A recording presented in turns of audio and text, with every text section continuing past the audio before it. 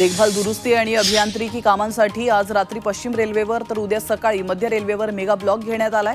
पश्चिम रेल्वेवर मुंबई सेंट्रल ते माहीम अप आणि डाऊन जलद मार्गावर आज रात्री 12:15 ते पहाटे 4:15 पर्यंत ब्लॉक असेल, तर मध्य रेल्वेवर माटुंगा ते मुलुंड दोन्ही जलद मार्गावर सकाळी 11 ते दुपारी 3 दरम्यान मेगा ब्लॉक घेण्यात येणार आहे। हार्बर मार्गावरील सीएसएमटी ते चुनाभट्टी दरम्यान उद्या 11:40 पासून ते 4:40 पर्यंत मेगा ब्लॉक असेल।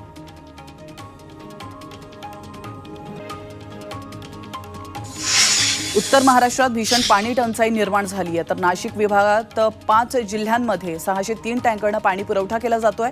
तब्बल 559 गावं 1875 वाड्यांवर भीषण पाणी टंचाई निर्माण झाली आहे। नगर जिल्ह्यामध्ये 239 गावांमध्येही टँकरनं पाणी पुरवठा केला जातोय।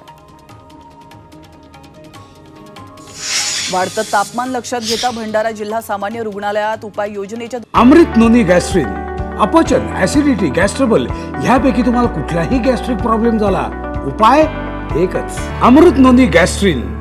दृष्टीने सुसज्ज उष्माघात कक्ष सुरू करण्यात आले, परंतु आतापर्यंत एकही रुग्ण उपचारासाठी या कक्षामध्ये भरती झालेला नाहीये। तर एसी रूम, अत्याधुनिक सुविधेसह 8 खाटांचं सुसज्ज असं कक्ष या रुग्णालयामध्ये सुरू करण्यात आलंय। या इमारतीतील प्रभाग क्रमांक 9 आणि 13 मध्ये प्रत्येकी 4 खाटांचा उष्माघात कक्ष सुरू करण्यात आलाय। यातील एक महिलांसाठी आणि दुसरा पुरुषांसाठी असणार आहे। बातमी सोलापुरातून। सोलापुरात विजेच्या धक्क्यानं शेतकऱ्याच्या 12 म्हशी दगावल्या आहेत। अक्कलकोट तालुक्यातील सुलेर जवळगे या गावामध्ये ही दुर्घटना घडलेली आहे, तर शॉर्ट सर्किट होऊन गोठ्यामध्ये विजेचा प्रवाह उतरल्यानं ही दुर्घटना घडली आहे। दरम्यान तालुका प्रशासनाकडून गोठ्याची पाहणी करण्यात आली आहे।